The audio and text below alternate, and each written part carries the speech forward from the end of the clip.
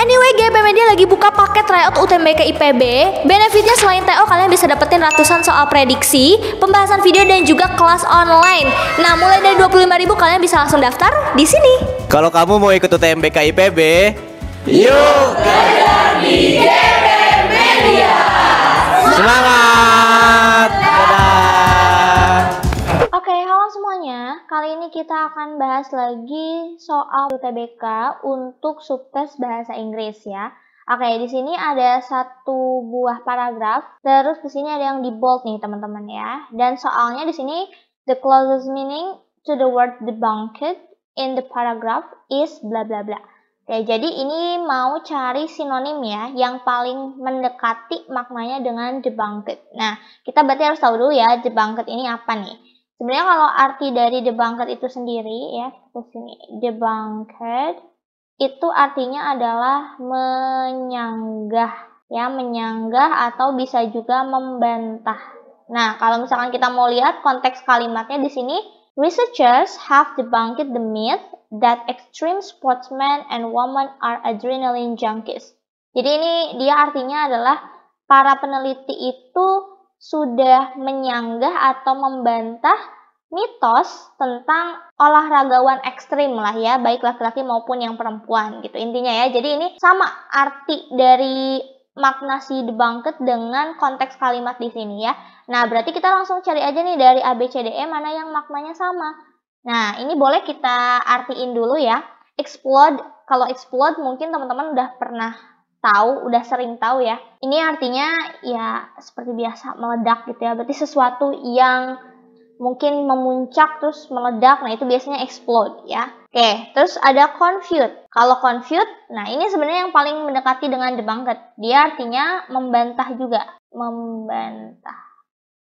Oke, kalau punctured ini artinya sebenarnya menusuk ya. Tapi kalau kita lihat lagi, punctured itu bisa juga artinya membocorkan sesuatu ya gitu ya, atau memberitahukan sesuatu yang awalnya tuh tertutup gitu. Itu punctured biasanya ya. Oke, terus ada quash. Kalau quash itu sama kayak cancel sebenarnya, artinya membatalkan sesuatu ya. Oke. Dan terakhir ada deflate. Karena ada kata-kata di depannya gitu ya, deflate. Jadi ini sesuatu yang turun atau kalau kita artiin ini menurunkan lah ya. Oke, jadi jawaban yang paling mendekati adalah confused. Oke. Sip, next confused. Oke. Sip, next ke soal yang selanjutnya. Oke, di sini ada bacaan yang sangat banyak ya, teman-teman ya. Tapi kita langsung lihat aja soalnya di sini. These are what motivate people who engage in extreme sport. Exact. Oke, coba kita lihat di sini ya. Ini katanya ada salah satu yang sempat rame ya, kalau katanya ini adalah teks yang keluar mirip-mirip ya sama teks yang ada di UTBK 2022. Tapi kita untuk soalnya kita nggak tahu yang pastinya, jadi di sini kita ambil prediksi ya.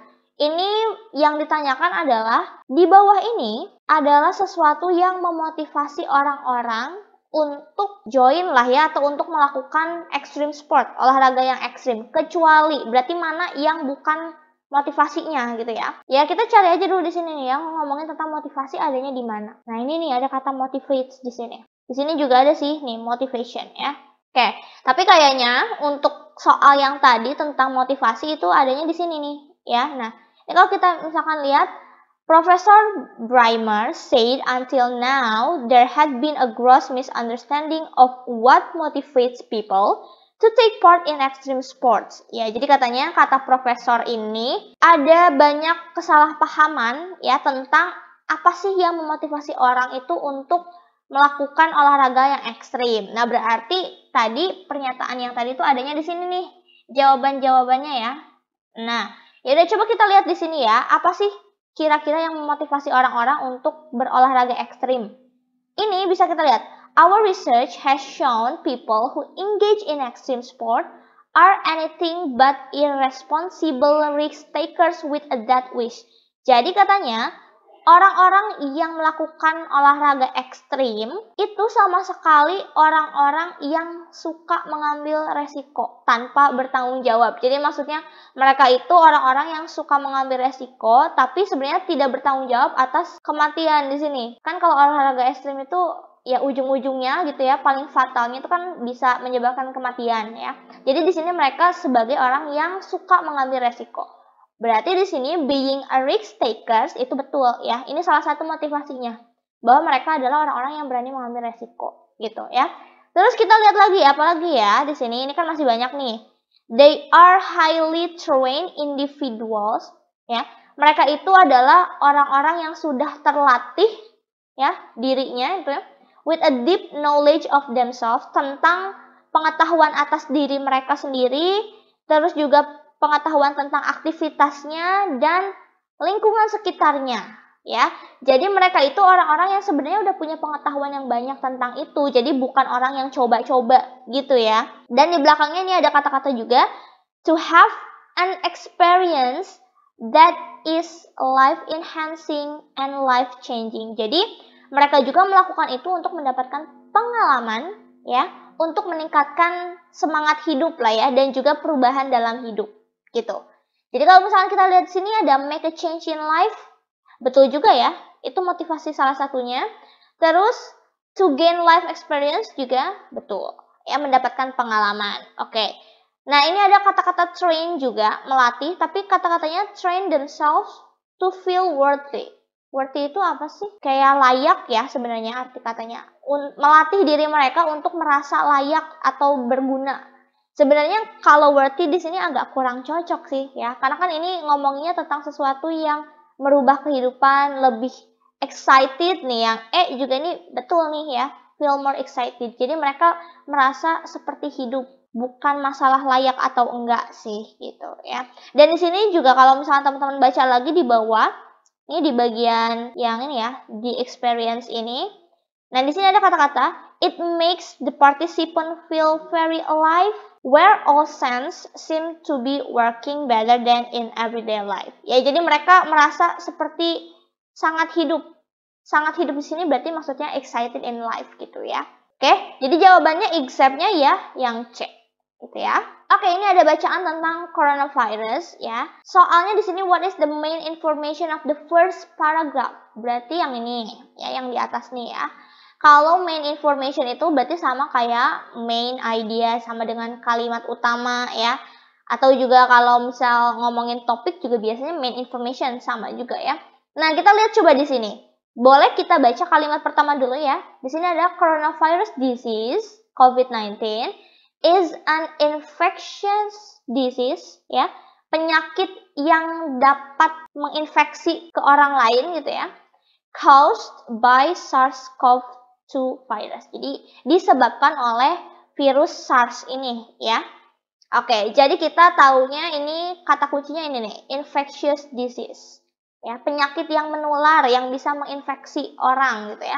Berarti oke. Di sini harus ada ngomongin tentang COVID pastinya kan. Dan ada ngomongin tentang infeksi sebenarnya. Nah, kalau misalnya kita lihat kata-kata infection, di sini nggak ada, di sini nggak ada, di sini nggak ada, adanya ini nih, infected sama infected.